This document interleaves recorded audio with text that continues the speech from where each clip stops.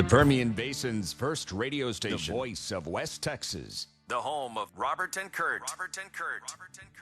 News Talk 550 KCRS. It's 22 minutes away from the top of the hour on this Monday morning, and he is back making, we'll talk a bit about this book tour a little bit in a few moments, but he's back in town with the 25th anniversary of Friday Night Lights. BuzzBissinger. Good morning. Hey, how you doing? How are you today? I would think people here would be sick of me by now. Well, some are. Some always were, I think. Some always were. We actually heard from a few of those this morning. Like, what are you doing having BuzzBissinger back? What is he doing? You know what? They should stop complaining. I put this town on the map, for God's sakes. It's the home of the Friday Night Lights. So they should stop their whining. You know, it was 25 years ago, too. Get over it. And do you think? And culture has changed, hasn't it? Well, I think the culture of Odessa has changed. You know, I'm not here. I mean, the one thing I want to say, folks, for those of you complaining, everything in that book was true. I'm not here to seek forgiveness. I'm not taking a word of it back. Mm-hmm. Football was completely out of control. It was obscene. There was intense racism. I think the culture in Odessa, from my perspective, has changed a lot. Mm-hmm. The town has grown a lot. Mm-hmm. We were just talking. It's got some really hip, cool places to go. Mm-hmm. I think the academics are better. I was at Permian High School recently, and you know, things have changed. You go in the lobby and you see all these flags of schools that kids are going to, including Harvard. You would not, in 1988, you would have seen a life-size picture of one of the players. Can I ask you though, because you traveled the country way more than I do, but was '88, was there just as much racism in other communities as there was here? Of course, but I didn't write about other communities, and I have okay. to I have All to right. say well, that I'm trying to get us a pass. But the use of the N-word was unprecedented. Yeah, is there racism in Philadelphia? Sure, but the use of the N-word and the use of the N-word directed, you know, at an 18-year-old black player was unprecedented. You know, someone did a poll of the school at some point to prove that I was wrong, and I think 30% said they used the N-word at least once a week. Right. Case closed. You know, I wasn't responsible for the desegregation of the schools in 1982 by court order 28 years after School Board versus Brown. Mm-hmm. So you can moan about me all you want, but maybe the more constructive thing to do, which I think certain people did, was read the book, take a breath, see that it described the glory as much as the controversy and the downside, and change. And I think certain school administrators realized they had to change. So. Could you have, in 1988 or whenever you decided to do this book, could you have picked any other place? Or did you look at other places? No, I looked at some other places. You know, there was Valdosta, Georgia. There was Massillon, Ohio. There was Aliquippa, Texas. Johnstown. There had been a movie, Tom Cruise's first movie, All the Right Moves, was set in Johnstown. Quarterback Valley with Joe Namath is Beaver Valley. Is very famous. Tony Dorsett went to Aliquippa. So did Mike Ditka. Massillon, Ohio. They put a little football in the crib when a kid is born. But you know, if you're going to do high school football, you're going to do Texas, and at that point, the Permian program was legendary. It was the winningest team in the state of Texas. Mm-hmm. Odessa obviously was very isolated. Not many schools, if any, had a stadium of 19,000 people. So I knew, obviously it was very intense, and I also knew the team was ranked number 1 in the preseason. And you know, if the team goes 5-5, I don't have a book. So you're looking for a story. Yeah. And you know, they had good potential as anyone of going to state. So well, you know, but I was taking I was taking a risk. The book could have tanked. You know, I quit my job. Yeah. I had no health insurance. You know, the book could have tanked, so I had to do it creatively. I've given a significant amount of money to the kids who played. I would venture to say it's more than anyone who's listening. So you know, just watch yourself. You know, don't accuse me. Now, wait, but do not make assumptions about me and what I did that are not true. Yeah. You know.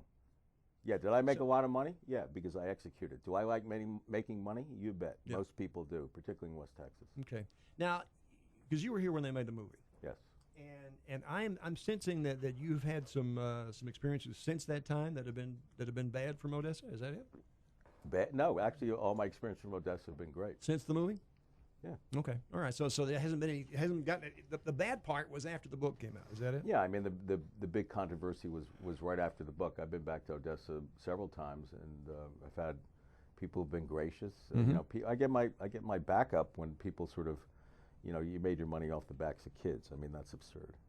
You know, I didn't have a show during the playoffs where coaches were being paid by the advertisers. Sure. Which may explain why kids played hurt. You know, one of the kids I wrote about played with a broken bone chip in his ankle. Go talk to Britt Hager about what he went through at Permian. You know, because he had a hip pointer. They kept injecting him with painkiller. He developed basically a hole in his hip the size of a silver dollar, and had to get the dead skin cut out every 6 months. Folks, I didn't do that. So think about. You just wrote about it. That's it. I wrote about it, and actually I didn't write about that because I didn't know about it at the time. Well, Britt Hager's football career, who was a great football player, Permian in Texas, and played for the Eagles in Denver, his career was almost ruined. You said the culture has changed in the area since your surface impression, because I'm not living here. Do you think your book helped? Yeah, I think my help to a certain degree. I think when the book came out, there was a lot of controversy. I think that people were embarrassed, or at least did not want to be perceived as one of these overzealous Permian boosters. And I think ultimately, I know they made some changes academically with AP courses and things like that. They put them in Odessa High, so I think they sort of even out the mix. And I think the whether it was defensive or not, I think the book had a lot to do with that, which is a good thing. And Odessa has embraced being home of the Friday Night Lights. Now they want to probably ignore the book, but the book started it. Well, I know Tatum's traveled. I've traveled. We get around, and really, if you tell them you're from Midland, Odessa, Permian Basin, all you have to say, they say, Mojo, and then they say, oh, that's right, Friday Night Lights. If you read the book describes the spectacle, it describes the pageantry, and there's a lot of love for those kids. I still feel like it's there. It is like that. I appreciate that. So you can pick out of context the very controversial parts, which were certainly controversial and certainly hair-raising and disturbing to me. But the pageantry, the spectacle, the beauty, and the kids. I love those kids. That's why I wrote a new afterword for the 25th anniversary edition that's coming out. And you wrote a book after Friday Night Lights. Yeah, about Boobie Miles. About Boobie. Now Tatum's a little bitter because she was a Permian cheerleader, and she was too young at the time of the movie. I was a cheerleader in Midland. I'm a Midland girl. Okay. Oh, okay. All right. You're I didn't go to Lee. And when they were filming the movie, they recruited some of the cheerleaders for the filming for it, and she didn't get picked. Didn't get picked. She didn't get picked. Well, did you have anything to do with that? Is it? I know, but people. No. I'm speaking at Hastings in Odessa tonight at 7, and then tomorrow. I think it's 7. There's going to be actually, this will be great. A panel at the Yucca Theater. 7 in Odessa tonight. Right, and I think it's 7 in Midland tomorrow at the Yucca Theater. And there's going to be a panel on Pete Berg, the director of the film, will be on that. So Roy Williams, the great pro player from Permian, and Lloyd Hill, his older brother, who I wrote about, and was an All-American receiver at Texas Tech. So that'll be fun. We got lots of things for you to do while you're in town. That's very good. You're going to sign some of these books. Exactly. But we were also kind of laughing about Tatum, because if you want to see what your book would look 25 years, this is what it looks like in human form. She's 25 years old this week. Is that right? Yeah. Have you read the book? I have not read the book, but I've seen the movie. Well, but I have to. She's seen the movie. That's what kids are today. They've a lot of people, I don't even know there was a book that started it. I mean, I get that comment all the time between the film and the TV show. There was a book. I mean, obviously, I'm biased, but I think it's a great book for a whole new generation. Absolutely. And that's why it's sold, because the book is timeless, and the situation of high school football and high school sports is worse than it ever was. My perception is not in Odessa, but you go to the Dallas Metroplex now, and the Allens of the world, and the Euless Trinities of the world, and the South Lake Carols of the world, and Katy outside of Houston. They're sort of semi-pro programs where you have Parents of Beans who hire professional trainers. They have incredible facilities, and I think they, frankly, just stole the Permian system. I guess it's because I grew up in a very small town, and in Eastland, you'll pass through if you drive through. And I remember when I was a kid there, I mean, a small program, but I mean, the parents were just as passionate about their kids playing football. Now, they didn't have the opportunity sometimes to slide on into a college degree or into the pros like that, but because they didn't get the recognition sometimes. Right. But I think the parents were still just as passionate. Yeah, I mean, they were just as passionate, but I think parents today more than ever have a misperception that their kids are going to make it to the pros. I mean, that's not just me. There was a eminent study done by the Robert Wood Johnson Foundation and Harvard School of Public Health. 25% of parents think their kids are going to make it to the pros. Well, that's absurd. it's probably 0.1%. Yeah, and so those who go to the pros, the average shelf life of an NFL player, is 2 years. Buzz Bissinger is our guest this morning. You have, I know, you've permanent basin. You've heard the Friday Night Lights, and so you know who we're talking about. And we're talking about Buzz Bissinger. He's back for the 25th anniversary release of the book, the TV show that followed the movie. Minor controversy on that they didn't bring it to Odessa to do it. They did it in Austin. Well, I don't know. You know that I have had nothing to do with that. I have nothing to do with that. You know, the TV show was inspired by the book. Obviously, it was set in the present day. It could have been anywhere, really. I see characters that came straight out of the book, but then the TV show really took it its own way, and I thought I didn't watch it all the time, but what I watched I thought was very. Did it get away from the movie? It did. It got more and more away from the movie. It was really became a show about relationships, and I think really a show about marriage between Kyle Chandler and Connie Britton, and got a lot of acclaim. Yeah, and that's okay with you, though, I guess. Or did you? I don't know. I don't know how that works when you're the well, author. You sign a contract in 1990, and you get a certain rights payment, so you get pay per episode. Yeah. If anyone thinks I got rich over that, they're insane. I got virtually nothing. Nothing on that. Okay. Very little. I wish I gotten a lot more. We were just talking. I buy this radio station and set these people straight who complain about me. Is that right? Okay. Yeah. You got a checkbook on you? I don't know. We might have some folks that talk to you. I don't think I can afford it. The football lately, we were just talking about the other teams around the state. Of course, we were just talking in the news this morning. We had another incident in San Antonio where a player bumped a referee. No, he didn't bump the referee. We watched. He shoved him. He shoved him. He shoved the referee. You have players that are the players out of control? Is it part of our culture? I mean, because we had a fellow call us early this morning. We're talking about the whole football aspect of it. And he says kids today don't respect any kind of enforcement, whether it's law enforcement or anybody else. Well, I think that's part of it, and that point was made, I think, by the sheriff where John Jay High School is in San Antonio. And I think he's right.